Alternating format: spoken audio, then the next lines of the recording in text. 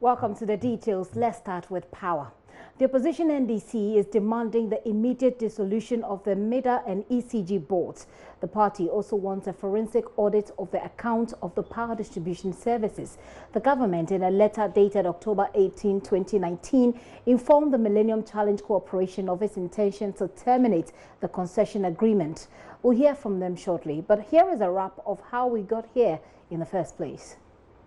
Essentially, the government has suspended the concession agreement that was given to PDS because we have detected some anomalies with the guarantee instruments that they made available. Just a few minutes ago, my assistant released that message, so that information will be correct. That was Information Minister Kojo Oppong Nkrumah on July 30, 2019, confirming the suspension of the concession agreement with PDS after barely 5 months of taking over ECG's main operations. The transaction advisor, Millennium Development Authority and government set up two separate bodies to probe the deal. On Thursday, August 8, in a joint press statement, ECG asked PDS to continue as the operator of the electricity retail sale function. On September 5, PDS was cleared of fraud by the MEDA team, but government extended its suspension indefinitely. On Thursday, October 17, as the boardroom wranglings continued, the minority alleged that government was scheming to plunder ECG's assets through PDS share restructure. We challenge the Minister of Finance, who has been spearheading this whole concession and trying to restructure the shareholding. We give him 24 hours to come and explain this matter before us. Then, on Saturday, October 19, the Finance Ministry's letter to the U.S. government explaining their decision to terminate and replace PDS by restrictive tendering by December 31, 2019 surfaced. Former Power Minister Dr. Kwabena Donkor wants government to tread cautiously. Let's not rush into another concession, but this time let's examine all the options. I will urge the government to carry out an audit of the stewardship of PDS during this phase. It's unclear what will be PDS's next move. As JoyNews checks indicate, they are yet to receive an official termination notice.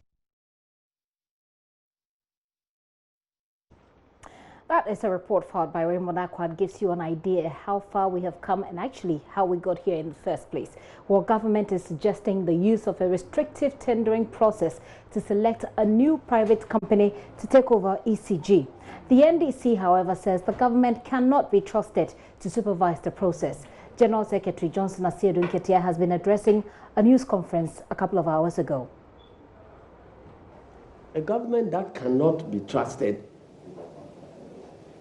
to do things properly under international competitive bidding. Even in international competitive bidding, they found a way of messing the procurement up. And now you are allowing them that you go and select your own companies and come and do restrictive bidding 3 months and then take the thing away. You understand? And we are aware that you are already meeting and shopping for prospective companies who will secure your interest. So the agenda remains the same. The agenda to appropriate the assets, 22 billion assets of ECG for a personal cabal is still on course. You see, my grandfather says if your son steals a piece of fish, and then when you are chasing him for punishment, he runs towards the river. It means he will not stop stealing fishes.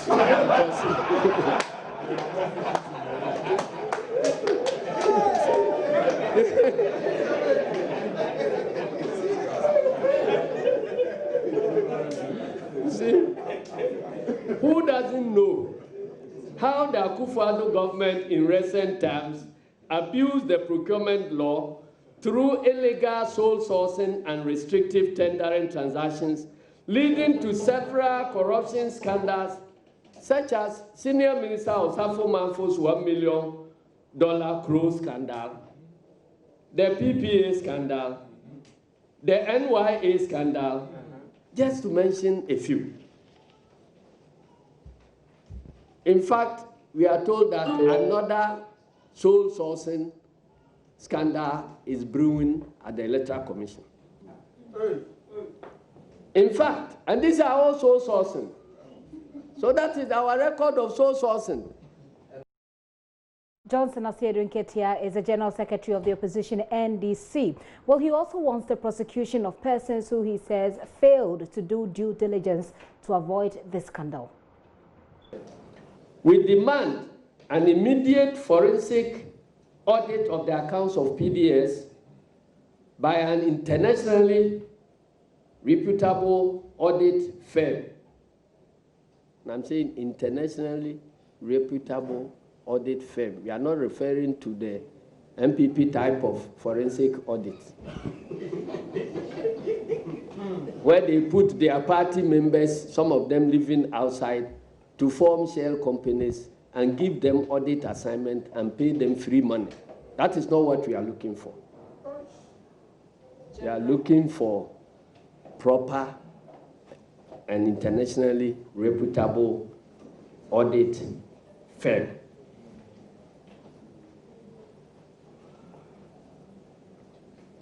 And the total refund of all monies which have accrued or been collected by them from power consumers since 1st March 2019, when they took over the power distribution business of ECG. We need our money now.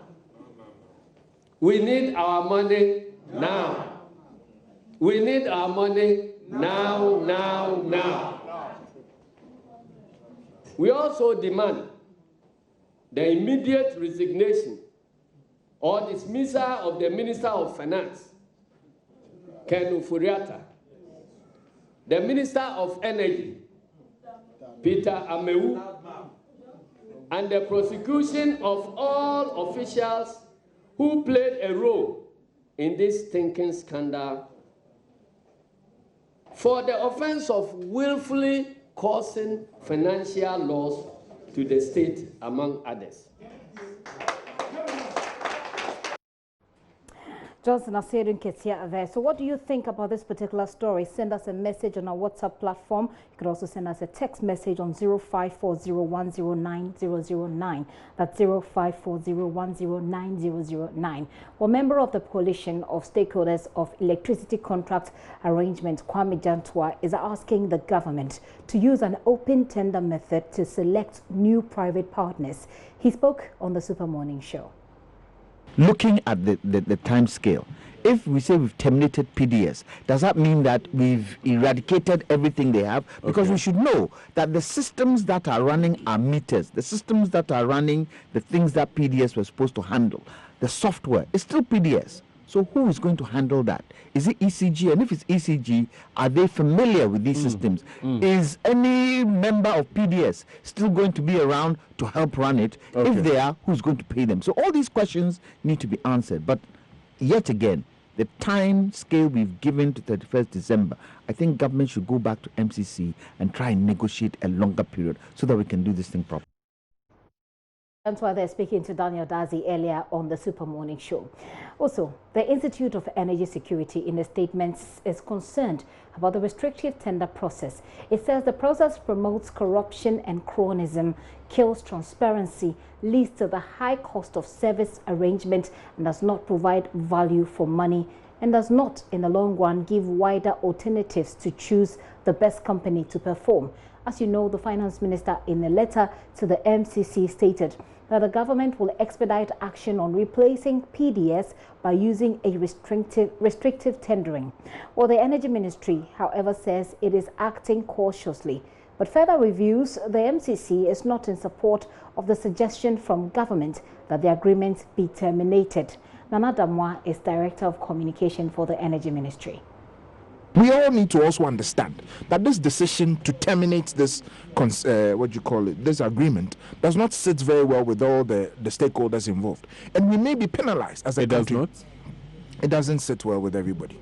Who? If you study the documents carefully, you may realize that the MCC may not be too pleased with the decisions that we have made to So the MCC disagrees with this decision?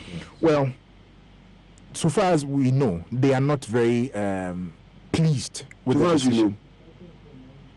With the decision to terminate this decision, this point. And all I'm seeking to say is that we may be penalized in two formats. And for example, the MCC could decide to deobligate the remaining $190 million out of the $498 million.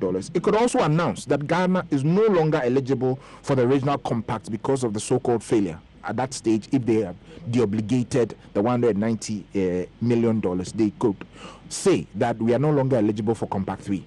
Compact 3, if we qualify, would come in very handy because you realize that we have excess capacity issues and the evacuation of that power, if we're able to sort our issues with competitiveness, may help us in being able to recoup some of the losses that we have. So there could be some very serious punitive measures. The compact. Nana Damwa speaks for the Energy Ministry. The Chief Policy Analyst for the Ghana Institute of Public Policy Options, GIPO, speaking on the same program, energy experts contends that decisions that have been taken in the energy sector should be more important than personal interest and how government has handled the situation. I think somewhere along the line, certain things were changed which made us rush things unduly.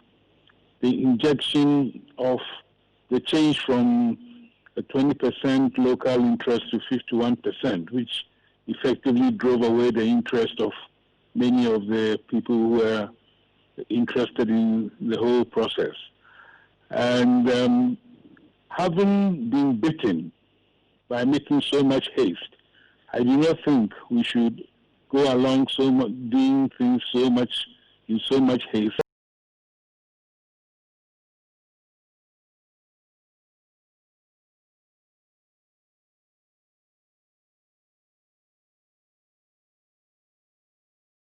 Anybody pushing us, we should first of all define what's in the best interest of Ghana's power sector, what it costs to effect those actions, and then if we can fit it within the compact, by all means, let's not look at good horse in the mouth. But this whole thing of people thinking that we have to satisfy an external deadline because there's 500 million going away, I don't really see the point. After all, Mr. Addison, who has spent $4 billion of our money, is now chairman of the Board of Governors. It shows that people have confidence in him and have confidence in decisions taken by ourselves. So let's start off by saying, going forward, what lessons have we learned? How should the lessons inform private sector participation?